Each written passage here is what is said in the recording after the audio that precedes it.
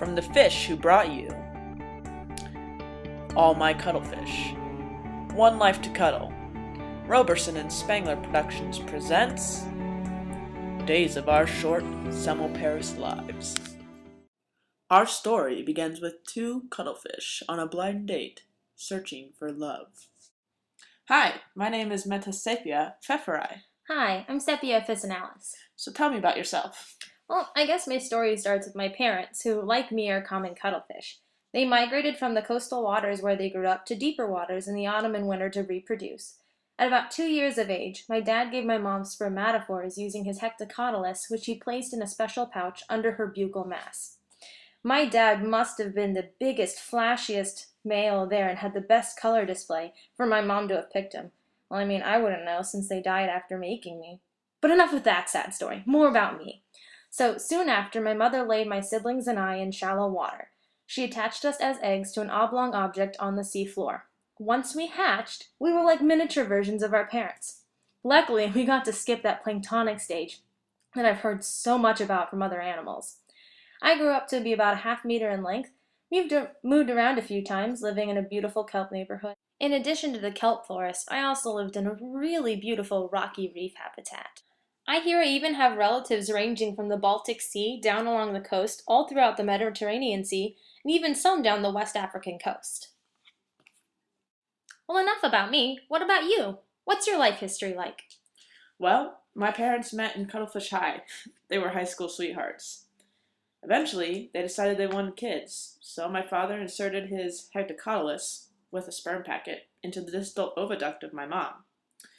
She then fertilized her eggs all on her own, with the sperm packet from my dad, of course, and laid the fertilized eggs in a rock crevice. Sometime later, I hatched as a juvenile and was able to survive on my own.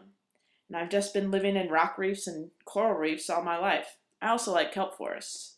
I live in the kelp forest just north of here, actually. And my family lives along the northern, western, and eastern coast of Australia, as well as Indo-Pacific waters. Well, that's my short life history. More about you, though. What do you like to eat? Well, growing up, I've enjoyed all kinds of food. Crabs, shrimp, small mollusks, and sometimes small demersal fish. I really love ambushing my prey. It's the best way to catch the food. Well, enough about me. So I know where you come from now, but I want to know more about you. How about your food preferences? What do you like to eat? I bet we like to eat the same thing. As a matter of fact, we do. My favorite foods are small fish and crustaceans. Like you, I also like to ambush my prey with my tentacles. We have a lot more in common than I thought. Have you heard on the Cuttlefish Daily about all of the murders? Yeah, apparently humans have been hunting us for money. I guess they make money from our cuttle bones, and I've heard that some of them even eat us. Boy, that's rough. I've heard members of my family have been caught by humans to use in their silly aquariums. It's quite ridiculous. Well, let's talk about something lighter. Tell me about your past relationships. Oh, that sounds like fun. Well, I guess there's one story I could kind of tell you, but it gets a little sad, but it gets better.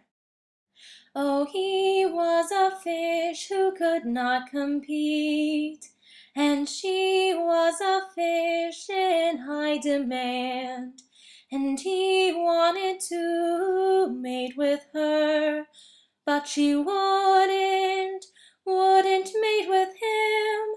So he left to change his colors to look like a female.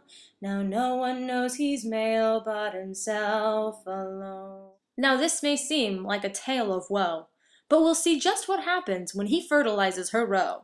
I see you swimming round the sea with the girl I love, and I'm like, fish you, ooh, ooh, ooh. Guess my small stature just wasn't enough. I'm like, fish you, and I'll fish her too. Said if I was larger, I would be with ya. Now ain't that some ship? Ain't that some ship? And though there's no way I could outcompete him without an alternative strategy. Ooh, ooh, ooh. What you don't know is I had to change myself. Color, size, and shape, oh yeah. Then I came back as a female. It was funny 'cause you had no clue till I fertilized her eggs. Your offspring are all mine. Oh shit, they're not yours, they really are his. Ooh, I got some news for you. Oh, really like dressing in drag. I see you swimming around the sea with a girl I love, and I'm like, fish you.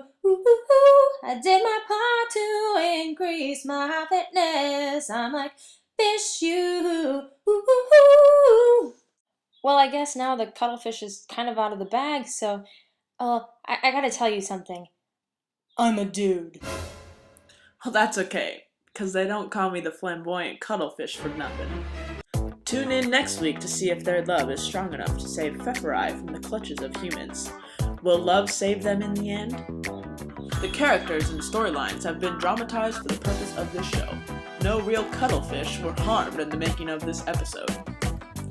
This story was based loosely on true events of the species Sepia officinalis.